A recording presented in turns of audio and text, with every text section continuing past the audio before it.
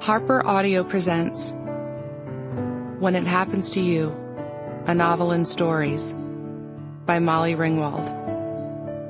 This is the author.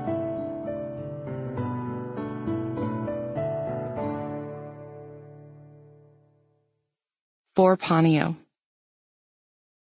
A pity, we were such a good and loving invention. An aeroplane made from a man and wife, wings and everything. We hovered a little above the earth. We even flew a little. Yehuda Amichai. But the disparaging of those we love always alienates us from them to some extent. We must not touch our idols. The guilt comes off in our hands. Gustave Flaubert. The Harvest Moon.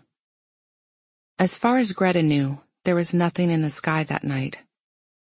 Lying on her back in the bathroom on the cool of the white marble tiles, she heard the summons again.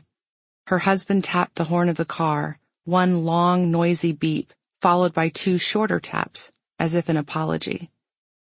She strained to close the zipper on a pair of jeans without pinching the soft flesh of her midsection.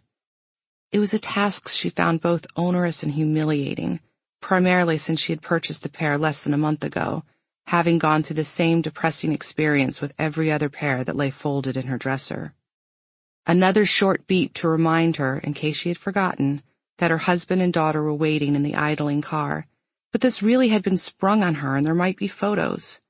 She wanted to at least make an attempt at presentability. There weren't many photos of the two of them anymore, not like the early days before Charlotte was born. Now any photo seemed to be taken from their 6-year-old daughter's height, hardly a flattering angle. The upward tilt of Greta's crooked smile and the heavy lower lids of Philip's distracted and vaguely startled eyes, as though he didn't quite expect to find himself there. Finally she managed to maneuver the zipper most of the way but left the top button unbuttoned. She pulled her oversized t-shirt over it and grabbed a sweater on her way out the door, stuffed it into her bag and ran to the car. Philip had backed it out of the driveway and waited at the curb. "Sorry," she said through the open window. "We're going to miss it, Mama," Charlotte pouted. Greta glanced at her daughter strapped into the back seat, still dressed in her pink gymnastic unitard and flip-flops. The air had begun to cool, and Greta could see the goose flesh on Charlotte's skinny arms. "Did you pack her a sweater?" Greta asked Philip. "I thought you did. Isn't that what was taking so long?" Greta didn't answer, ashamed that she had packed a sweater for herself, but not for Charlotte. "I can go back," she said. But Philip was already driving down the street, away from children's sweaters and dinner half prepared. She tried to remember if she had locked the door behind her, but figured that they would be gone for such a short amount of time, the chances of a break-in were unlikely. "I'm not cold," Charlotte insisted. She had her legs stretched out onto Philip's seat in front of her. "I know, honey, but we aren't outside. Put your feet down." Charlotte dropped her legs in a dramatic fashion. "Daddy lets me." Greta studied the side of her husband's face. Squinting into the sun, he almost looked as though he were smiling, but his jaw was rigid. Greta could tell that he was grinding his teeth and thought about reminding him of the warning their dentist had given Philip at his annual checkup, but decided against it. He careened down the hill, running through yellow lights on their way to the ocean. Charlotte made excited noises that increased in volume with each turn. "Whoa! Whoa!" She exaggerated with the movement of her body as though they were thundering along a roller coaster track.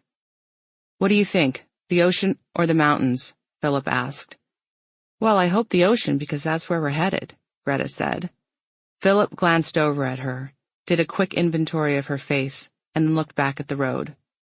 "I mean, this is your thing," she said. "I didn't even know anything about it."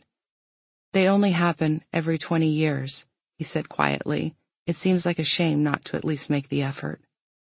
"That means that the next time there's a harvest moon, I'll be a grown-up," Charlotte told her mother. "Right, Daddy?" "That's right, sweetheart." Philip smiled at her in the rearview mirror. Greta watched the lines appear around his eyes and along the sides of his mouth as he smiled. It made his face look like it was melting, softening. Sample complete. Ready to continue?